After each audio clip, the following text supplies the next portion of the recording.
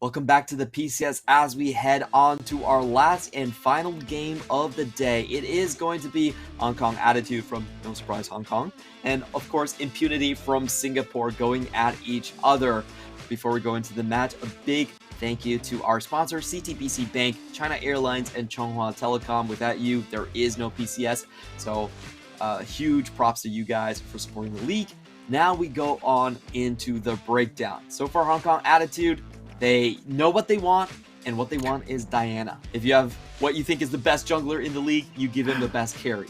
On the other hand, for what we see out of Impunity today, a bit of a bot gap in both games.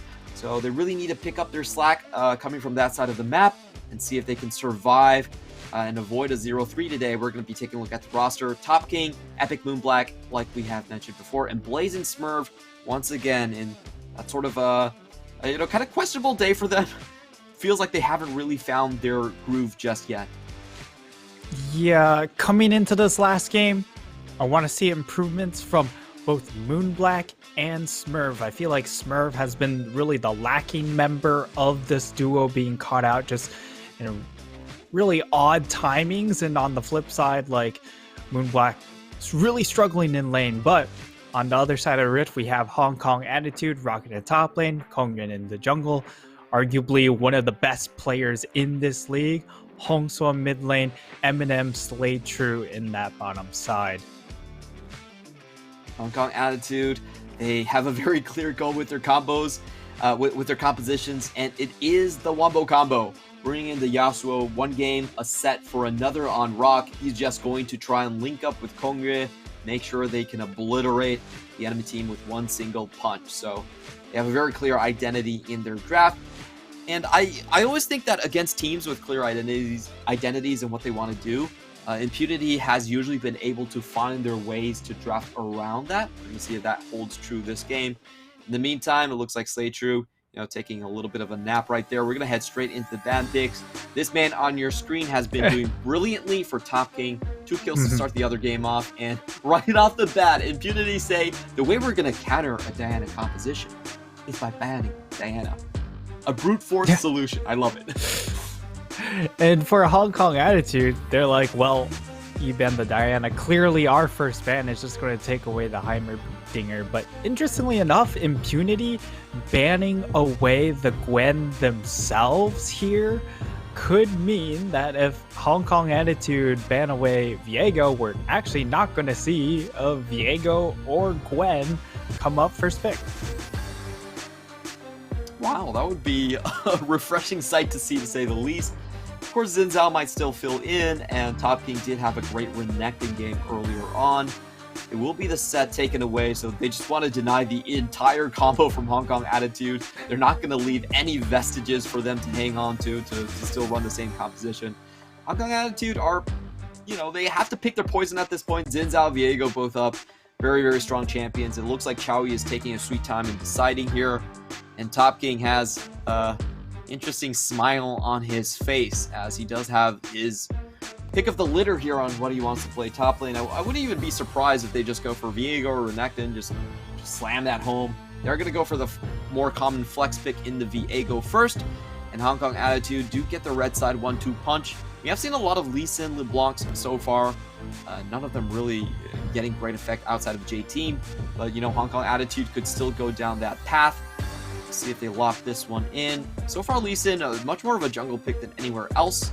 They're going to get that one, and probably go for the Thresh to boot. Yeah, and I would say the reason why is because of how much of his auto wave clear has been taken away from that kit. So he's not really a free pass in some of these rougher matchups in the solo lanes. So naturally, he's just going to end up going into the jungle if he doesn't get a free or a really nice matchup in one of these solos. So Hong Kong Attitude go for Lee Sin and Thresh, and on the flip side, Impunity answer the Thresh pick back with, of course, the Nautilus. What will be interesting is what they decide to really pair up with it. Right now, looks like it's going to be that Aphelios. I think Aphelios is a little bit underutilized at the moment, but we're going to see it here. Yeah, not exactly the best bot lane duo between Nautilus and Aphelios. You definitely miss the Thresh Lantern, but they don't want Hong Kong Attitude to get that one, so they're just going to take it for themselves. In the meantime, Hong Kong Attitude with a very sweet pivot into an early game aggressive duo, one that I think has a lot of potential for getting early kills. We're going to see Eminem back onto the Callista. So far, Hong Kong Attitude with what looks like a very early game dominant composition. Going into the ban phase, they still have a mid lane for sure to take away from the hands of Moonblack. So far, he has shown the Sylas, and it looks like Hong Kong Attitude with the first pick outside of the ban phase is going to threaten the LeBlanc here. I do like this this ban phase, these drafts. It puts a lot of pressure on Impunity to respond. Yeah, so I would definitely expect Impunity to go ahead and ban away the LeBlanc here on either one of these two ban options here. And for Hong Kong Attitude, if they don't ban away the LeBlanc right away, then you're looking at banning away the Lulu to really emphasize the fact that you want this LeBlanc. Yeah, let's see what they end up with. It will be a Jace ban. We have seen Rock take that, but it's not a very common ban overall. Zoe. That definitely signals to me LeBlanc's coming up on the card. Impunity. Yeah. Are you gonna ban it? Can we get a LeBlanc ban, please? Maybe. If they don't ban the LeBlanc, it's clearly just going to be something like a Lulu to try and play around it. But there we go. They've heard your cries, Clement.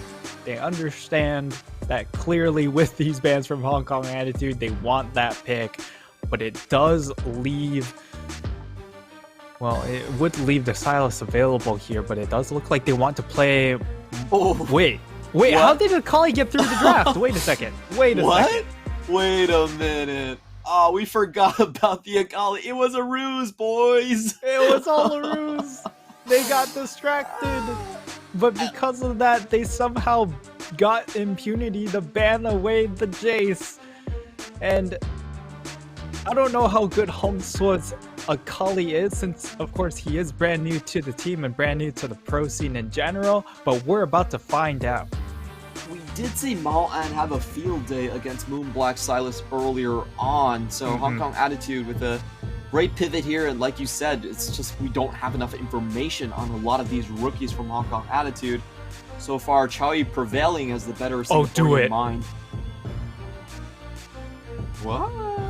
Oh, okay. Fiddle jungle? The Fiddlesticks would have been perfect. But it ends up being a Volibear here into a low-range composition like Hong Kong Attitude. I would have loved to see the Fiddlesticks, but we won't get it here. As now we're looking at the last pick. It's going to be either the jungle or soul lane, still possibly here. And damn, that's a sick draft if they get this one. Okay. Let's go. Hong Kong Attitude with S tier drafts across the board, basically. So the strongest of champions, they have a great early game lead just with all of these picks, and Akali's going to be able to slide into the mid game super easily. Feeling kind of queasy about this one. All across the board, Hong Kong Attitude really drafting a very, very aggro composition from top to bottom. They have Renekton, they have Lee Sin, they have the Akali, and they have Callista Thresh. So a lot of engage across the board from the team. But on the flip side, if you're an Impunity fan, this game is by all means not out of hand because of the fact that you do have really two key champions. That is the Viego and the Aphelios. I feel like if Aphelios gets to his items without being too far behind, he really should just run away with this matchup, unless if Akali is able to get that assassination. Otherwise, there's really no threat elsewhere on that squad. Okay. I think you're definitely a very optimistic observer here. It's Aphelios or bust here for Impunity. I don't see the rest of this comp getting a ton of value because we saw Moonblack's last performance on the Sylas. Yeah, it was not pretty. Solo kills very early on, even pre-6. We'll see if Moonblack can shore up his matchup mechanics on this one. In the meantime, I don't really see top or bottom even getting out ahead here, so a tough road to climb to get to that point. The Promised Land you talked about, the Aphelios, the Silas, the Viego. I definitely see the scaling potential here, but against probably just the best tempo draft in the meta. Ooh, man, this is a tough call. This is really, really tough. I mean, for me, oh, okay. Gray screen on the opening scene. That's a little bit unfortunate. Definitely, we're gonna check in on the tech issues a little bit later, but so far it seems like we're gonna have a bit of a level 1 cheese coming out on the side of Impunity. Always love those. Did want to ask you, Nightstar, what do you think Impunity can do to actually survive to the point where they have all of their scaling options online? It really just comes down to the Volibear pick in the hands of Epic, just running around the map, trying to find these flashes or securing kills some way, shape, or form. I think he's going to try and turn his attention more so towards that bot lane just because the Aphelios is the win condition here in this composition. But it's possible he might need to turn his attention mid early on because we've seen Moonblack really struggle when he doesn't have the Heimerdinger. And once again, what do you know? He doesn't have Heimerdinger. Yeah, he needs to be able to expand his pool to include a bit more of the mid lane S tier champions in my mind, just to make sure that he actually gets value when Heimerdinger is banned out. So far, that hasn't really been the case. You know, he's got a very, very great Heimerdinger game, but after that, everything seems to be quiet on that side. Impunity, you know, there's a lot of things to shore up right here. I think you hit the nail on the head. Smurf, kind of flunking this day, gonna be absolutely honest. We did see in both games the dual lane actually just outright dying to 2v2s without jungle interference, so that definitely has to stop if they want to hold up to the early game. And you know, I think Impunity, they do have top game to play through. I think top game has actually been very, very consistent throughout this entire day. So hopefully if he gets some resets, if they get a kill here and there, they can try to snowball the lane. We outlined it here. It seems to be kind of definitely a difficult hill to climb, and it really needs a lot of players on Impunity side stepping up to the plate and delivering on their champion picks so far. Kind of want to spitball with you, but what has been your favorite champion on the patch? My favorite champion. My least favorite champion is still Viego. I like watching him, but I definitely do not like the champion just because of the reset potential and how simplistic this champion is. Because he gets resets and it's like, well, you're supposed to use the kit, or I can just use it to just jump in ult again after getting a heal. It's like, come on, man. Can we make it a little bit more complicated than that? But I can tell you're not a fan of action when he comes out. Yeah, I've seen him in TFT. He kind of spins around in circles in TFT, but you know what? We'll see how he performs on the Rift. However, I do like the fact that Aphelios is really clawing his way back into the meta. I really enjoy the 200 years. Yes, when he first came out, it was a little bit bonkers. But in his current state, I'm okay with it. Like, he has so much carry potential, and when it's so top heavy when it comes to the meta, I think you need something like that to balance it out. I'm trying to think if I agree or not. I somewhat agree, but I feel like ever since his inception, Aphelios has sort of crowded out the space for short-range champions. His only balancing mechanism is you have to ban his support. If you ban his support, you take away a lot of his power. But throughout most of his reign, the standard answer is, okay, you're going to pick an Ezreal, you're going to pick a Varus, you're going to pick the lane matchups you're just going to not interact with him, which I felt like was over. I think the champion should not have base 650 attack range at level 1. I feel like 600 is pretty generous early on, and they gave him 650. They gave him like the Caitlyn treatment, which is like it's rough, yeah. Another champion I do like though is Ezreal, because his entire kit is skill expression, right? Especially from an AD carry perspective. High mechanical skill ceiling, you need to hit skill shots. Also just the fact that his builds are actually an abomination. In my personal opinion, this is a champion that should be looked at for a rework, because his build every single time is never a build that you would build on any other AD carry. I agree with that. Not a terrible thing. There definitely have been metas where you felt like Ezreal builds have been kind of brain dead.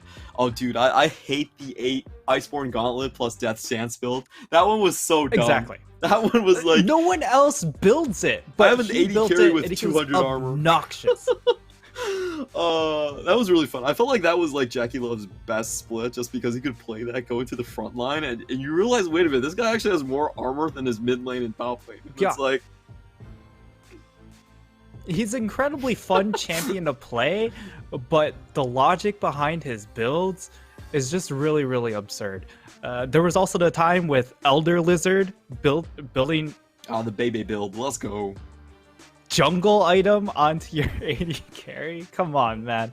Like, his builds were just off the charts. You could never emulate it on any other champion except for Ezreal.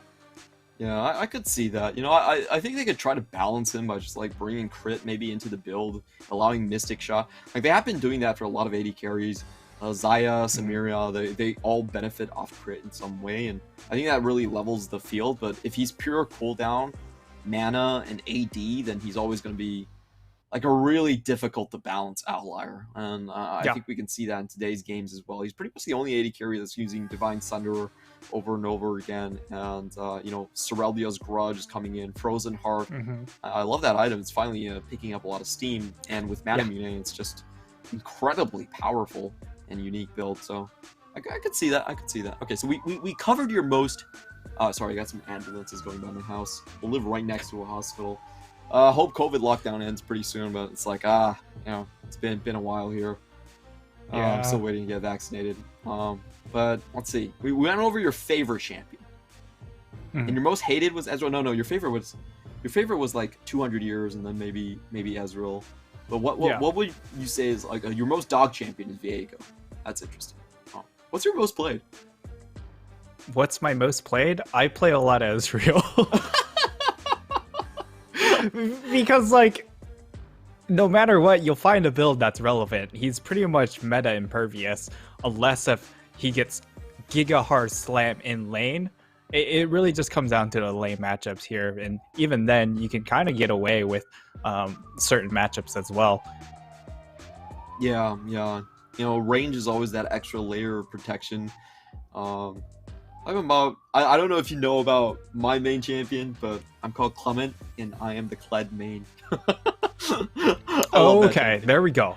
I love champions that are sort of brain dead and like have one combo, and you know, they're not particularly complicated, so my boomer fingers can control them. But I love the fact that the right play is usually to just keep on slamming your head and going in, making sure you get resets and stuff like that. So it's really fun. I like champions that you know, kind of, you beat people off of experience. They try to trade with you when you're just about to unmount, and you just kill them. So it's champions like that I really love playing. What would be my dog champion at 1.13? Like, I think Nocturne's actually underutilized in our league set particularly. I don't know why people aren't playing more set. Like, it's such a strong champion. It's a combo setter, and so far only Rock has picked it. I'm like, what? Like, yeah, it's the most and he also got LCK. buffed too. Like, you'd imagine with the buffs that people would like quickly pick it up again, because it was a staple in these solo lanes already. But while it's shown up in other regions, we just haven't picked it up here yet. Yeah, I wonder what's going behind the scenes. Like, we do see different variations across the board. Like, set much lower in priority when it comes to the LPL. But I just feel like it has good matchups all across the board. It's a triple flex when, you know, So far, only Rock has it holding it down. So, do want to know what's happening behind the scenes on that. Also, Doggo's Draven. Please get me a Doggo Draven. Yes. Please. Everyone's been banning that one. I am definitely all on board with seeing a Draven pick come out. It's just super fun, and the builds have been really exciting. We rarely see champions just go like, what was the build? There was some weird builds on Draven. We saw like Immortal Shield Bolt kind of, and even some early Bloodthirsters for just like straight dunks on you, which was really fun to see. We saw Storm Razors too. Yeah, he just builds so well off of raw AD and also lethality. You can see, I think there was a game where I saw Prowler's Claw, but that might have just been a solo queue game. But if you snowball, you can go for a lethality build, right? Because you have so much raw AD packed into your queue. Like, it's just so much fun to watch how certain players style the champion in different ways. It's just so strong. Like, we've seen the stand aside being able to knock people out of Thresh Lanterns. We have seen it being like kind of counterpick into things like Kai'Sa for sure, into things like Callista, where she's jumping around and trying to be cute and all that, and you just smash an axe into her face, watch her skull crack. That was very violent and dark, but that's kind of who I am deep down inside. And also just like the Felios matchup, again, something that we mentioned, a lot of people will ban the Draven if they know you're a capable Draven player when they're going for that champion. So, I feel like it's a lot more flexible than people think it is. And like a lot of teams are not playing for late game compositions anyway.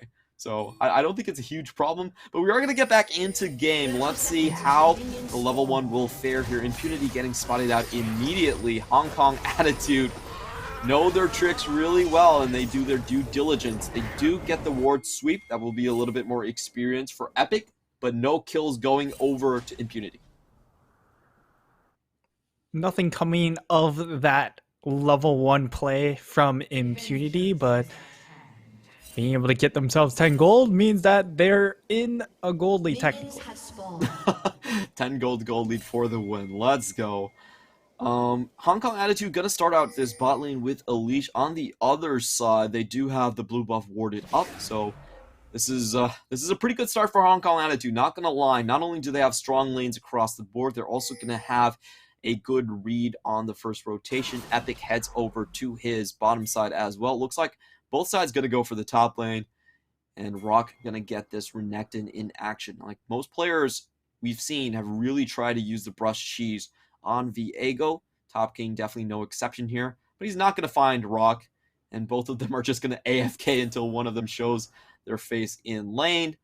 Okay, I think both teams at this point do know that leashes have been used. Hongsuo, ooh, that was a terrible start to the lane. Gets tagged by the Abduct, and 2 Petricide bursts is going down. So good CS, good HP lead coming out right off the bat. And this time around, Moonblack finds the level 1 trade, and it's a much better start than last time here. One of the nice things about getting the Doran's Ring onto a manaless champion, though, is that if you are able to get those last hits, you do get health regen coming in from that item, which is a nice little bonus if you are a manaless champ like Akali is. So that'll help even out some of these sustained battles here. Duck misses again, goes in. Hongsuo making sure to get most of those assassin marks down, but still comes down pretty far behind. Moonblack is level 3, just waiting for his cooldowns. Hongsuo has to be super careful at this point. That kill combo could be coming out any moment. But the way it's pushed in a little bit too far, and Kongre is in the area. So we see a quick teleport coming in from Moonblack. Get back right here in lane. He's actually going to walk it. Wave is all the way into tower. And Kongre heading towards the top side. We see the pings coming down. He is spotted on a ward. And Epic is... Top King could be too far out, though. Yeah, definitely could be the case here. He uses the extra movement speed and gets out. Now Epic has his time in the sun. Tries to chase Kongre down, but he's too slippery for that. Lee Sin goes back to his Krug. And all is well on the western front. It will be Epic being able to take the top scuttle, though, and because of the recall coming in from Moon Black, he should just be able to run straight down this, straight down the river to be able to snag himself that second scuttle as well. And it doesn't look like he's playing for that. I think he's assuming Kongyue is going straight towards the scuttle, but he hasn't. So a little bit of a fumble there. Kongyue is starting on the Krugs, but if you look at this bot lane, it is definitely in favor of Kalista at this point. Slaytrue saving his jungler some time. Love the teamwork right here, but Kongyue, come on, man, you gotta land that one. It's kind of wasting the goodwill coming in from Slaytrue. In the meantime, Moon Black has lost the level lead, but does have a massive HP advantage. Is going to be able to hold this wave, so quite favorable to Moon Black overall. It's going to force probably the TP here as well. Moon Black in a very good position in this lane so far. And just taking a look at the bot lane, as we do expect, Kalista plus Thresh. You just can't get past the Isle duo right here. They're always going to find a CS lead coming out into this lane. Yeah. Interestingly enough, though, we actually see Blaze start out with the long sword, which means he has those extra potions for the extra sustain if it comes to that. So far, he hasn't been really put in a position where he's needed to use those extra potions. And just going across itemization elsewhere, we have Hongso actually getting the Oblivion Orb right off the bat. So I love this pickup here into a Sylas. And in fact, right now, like Moon Black, he should be looking for a recall just so that he can reset, get a couple more items, reset himself. But Q1 lands, Q2 follows first blood in the blink of an eye. Wow, Moon Black definitely not paying enough respect right there. You know, Vax in plain sight, and Hong Kong Attitude makes him pay. Once again, Moon Black drops a kill in the lane phase. This time, it's not to the opposing mid laner, and it definitely could have been a death sentence for this game if it did go over to the Akali. But now, Kongyue getting off to a good start definitely bodes well for him on this Lee Sin pick. Really nice, swifty move coming in from Kongyue. That's what I love to see about Kongyue. He's such an efficient jungler. He's always able to pick up these gank kills with minimal effort. Now Rock is going to be the other target, but Moon Black is falling, so this is actually a 3v2. The stun does get out of Sky Splitter, but he's still down anyway. And our stream has just kind of cut out. Hopefully we can get back as soon as possible. Yeah, we are coming back to us.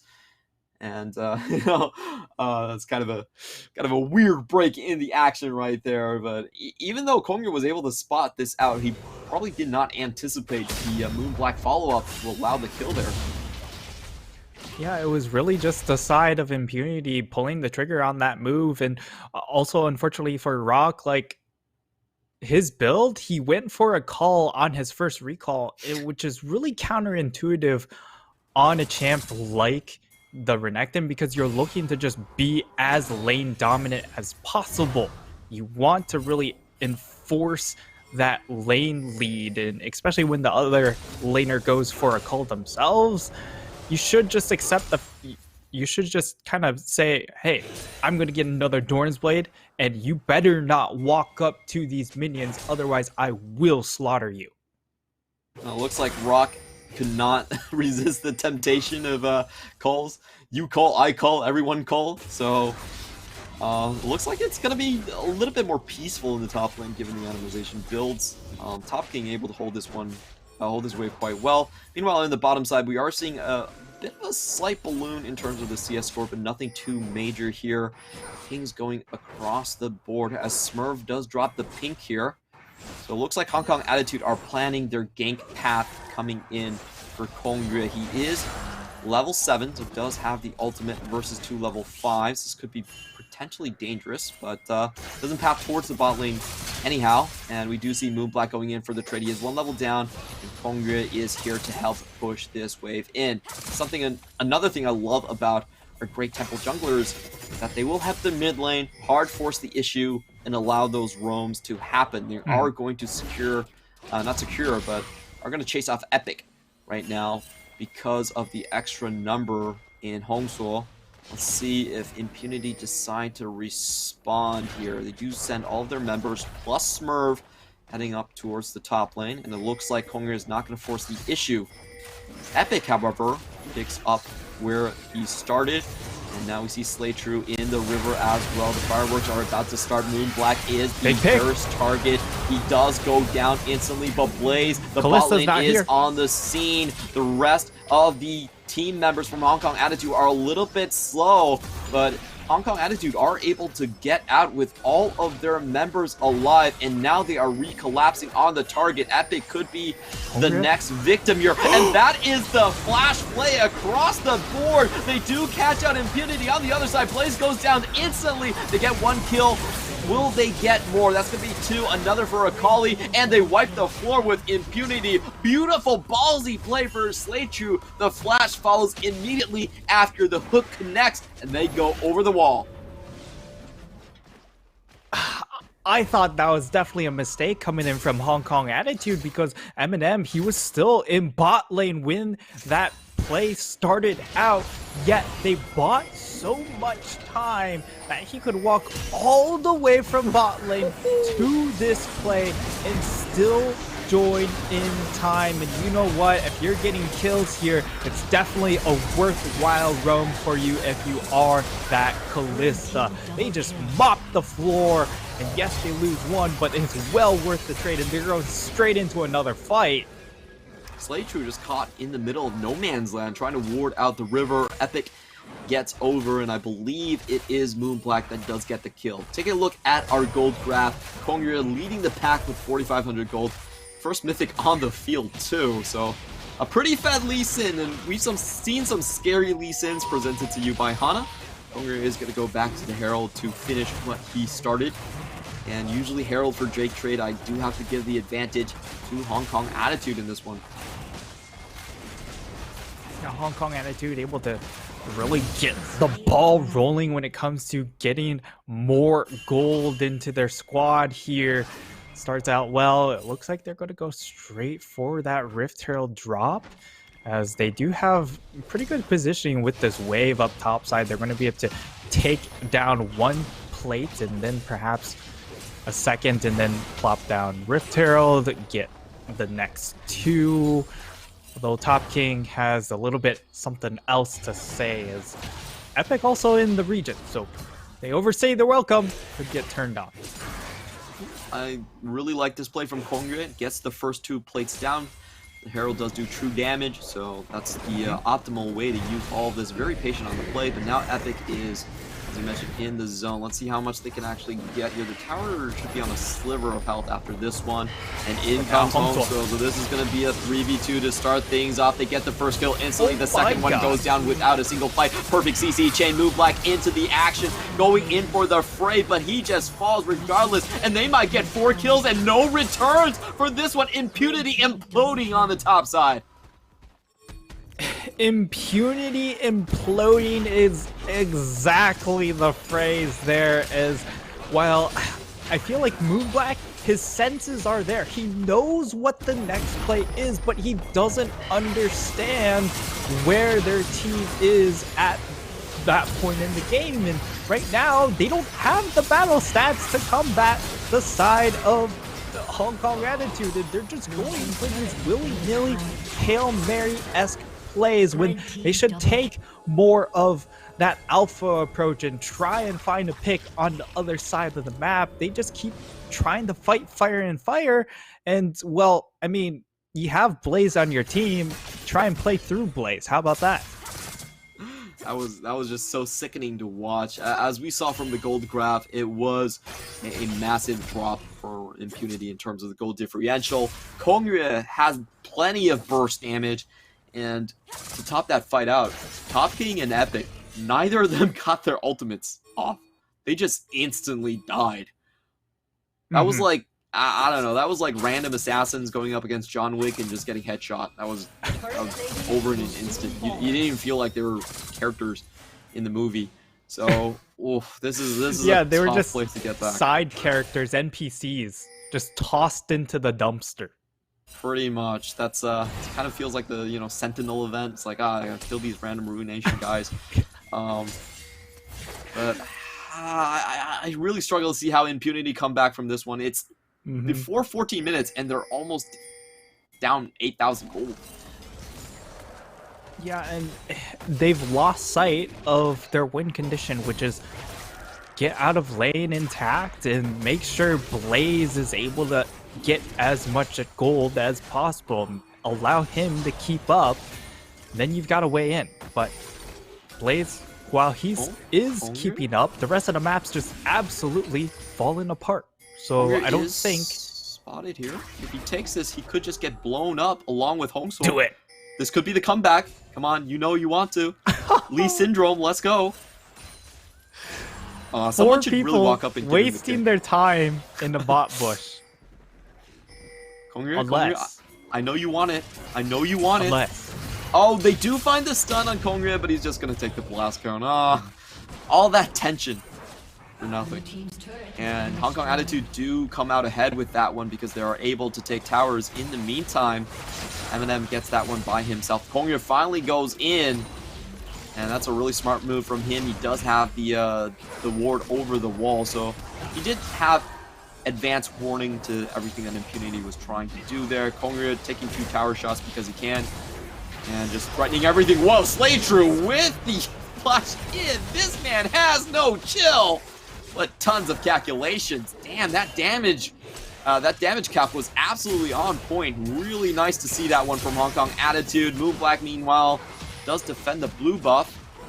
Hong Kong Attitude get everything on the bottom side. Now the TP is going to come in. The Hail Mary. You got to punish Kongria. You can't let him get away with all of that nasty plays. Well, looks like, okay, they can't really do much about it.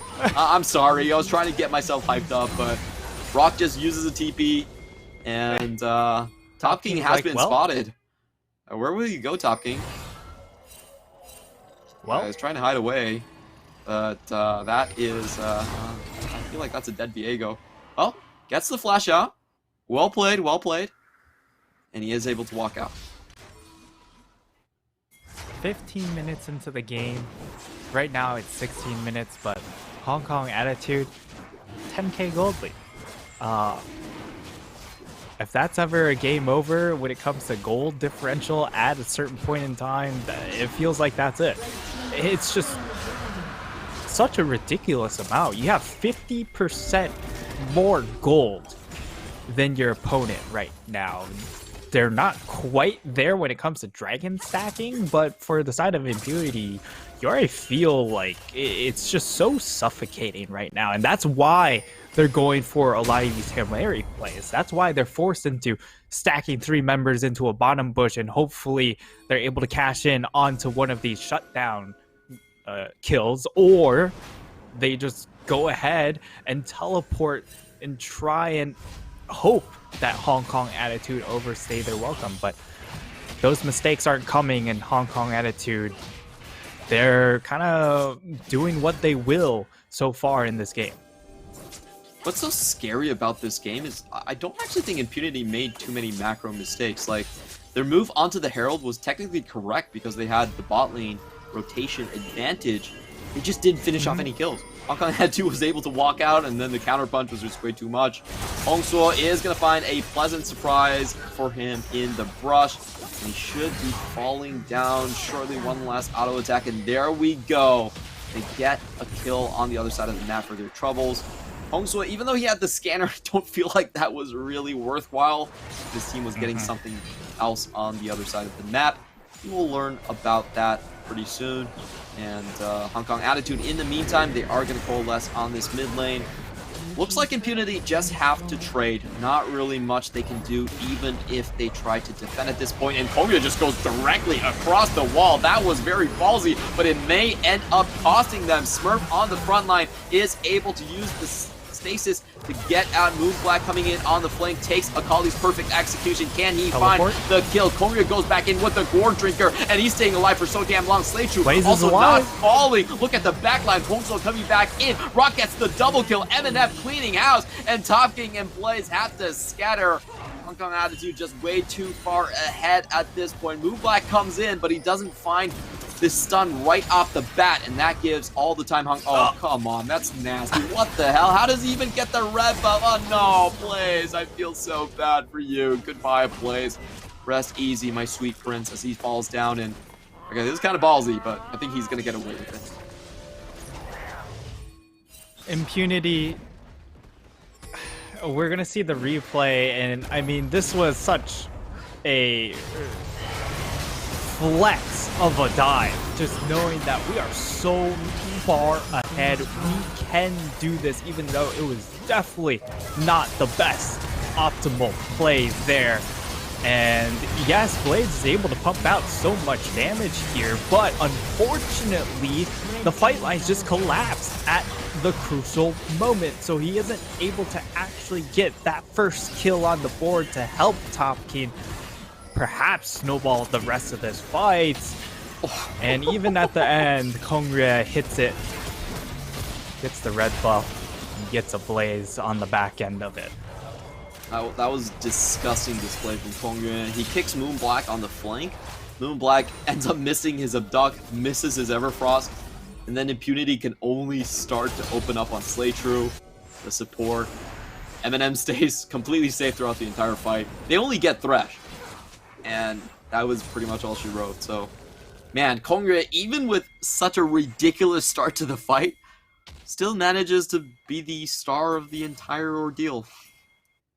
Yeah, they managed to gift really a large HP advantage to the side of Impunity, yet in the end, the wallets are just too damn heavy. We'll see if they're able to try and close this out sooner rather than later, because again, if they, I don't know, if they manage to gift 2 shutdowns over to the Civilios, things could come into question once again, but it doesn't feel like it's ever going to come to that. Let's see if Hong Kong Attitude do make a slip up here. It will be a 4v4. Both top laners have their TPs. The Moonblack is going to get caught right off the bat. Loses most of his HP. Stays alive for now, but how long can he really keep his HP bars blinking? Will fall down. Rock pops the early dominance for the extra rage, and Impunity know they are beat. They head towards the bottom side of the map, or are they going to chance this once more? I don't feel like they really have an option if they want to continue. They have Dragon's to come up here soon. And Just go Dragon. All right, they think better about it, and eventually they will head towards the Infernal Drake. A decent consolation prize. They can't really face Hong Kong Attitude at all, and that will be the Baron going over to Kongrye and crew. And they do eventually come to the right decision, securing themselves that second dragon. For Hong Kong Attitude, they're definitely very comfortable with just getting more gold, as now it's to a 14k gold lead. It's an absurd amount, but at the very least, if you're Impunity, you made one correct read in this game. Not really much to look forward to at this point. Sorry, my Impunity fans. We've got to pray for a miracle right here.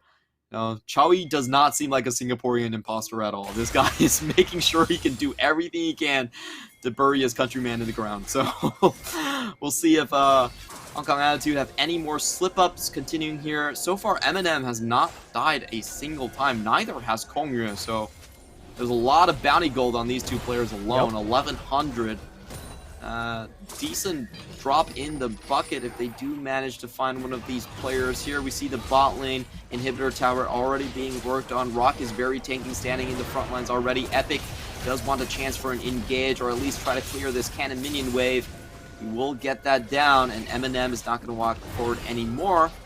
They do get a sigh of relief there, but in the meantime, Hongso almost by himself able to take this one down, and they are starting the engage. The Thresh Hook does land onto Smurf.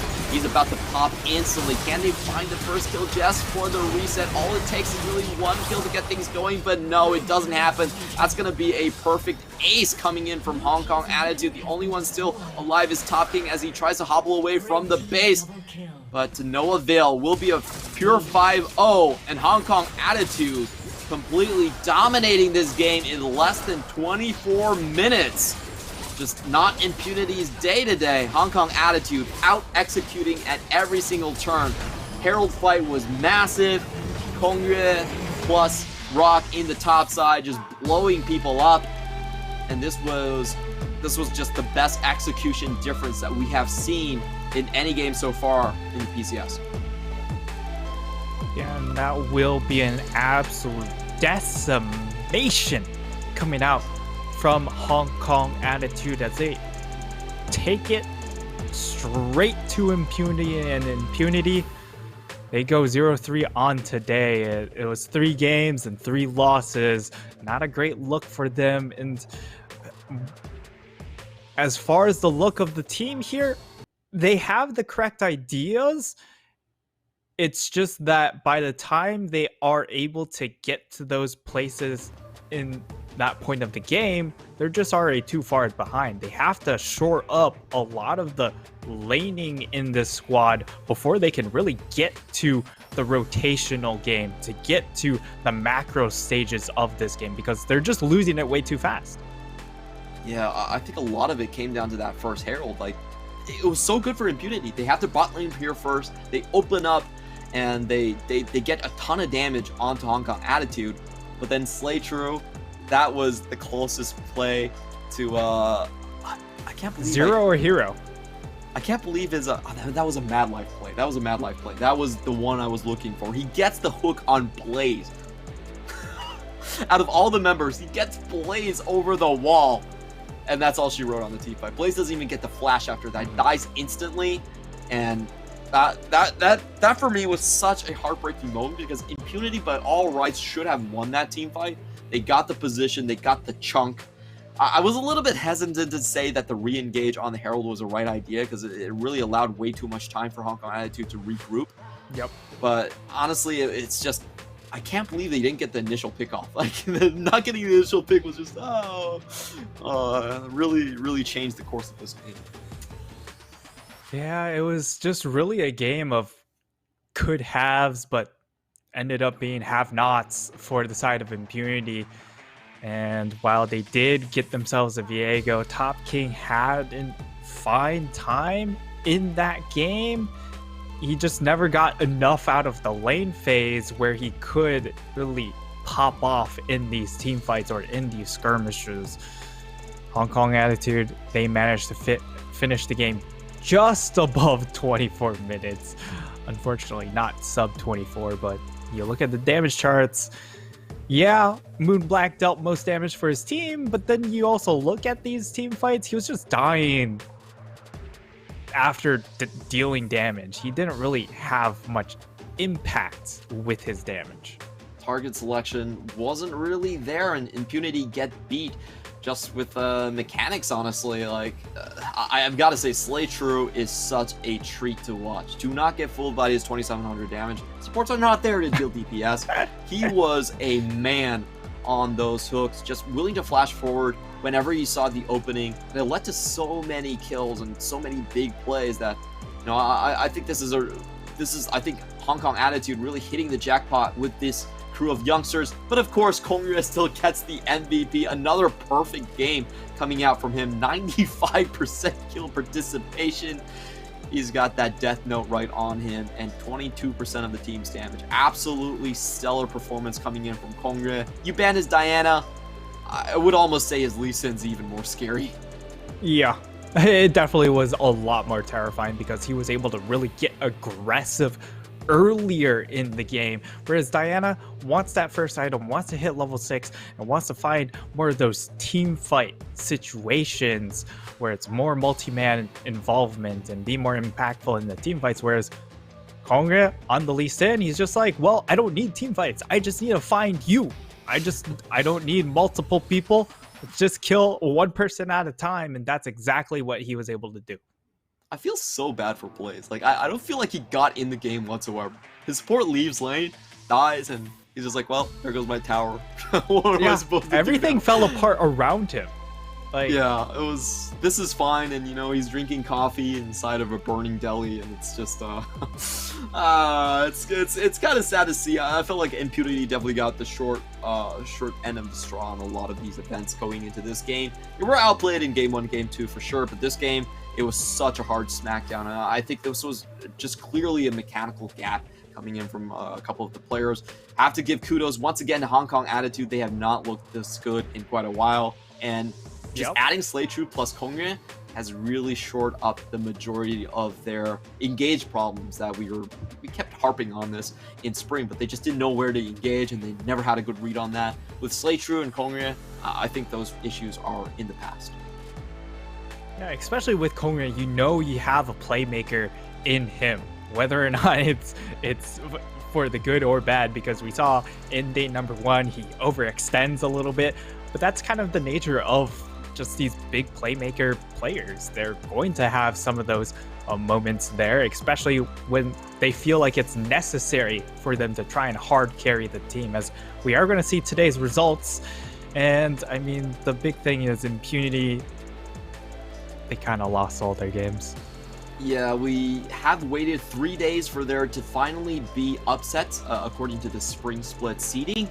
And we got 2 upsets today. Berjaya Dragons beat Impunity, and then Hong Kong Attitude beat Impunity too.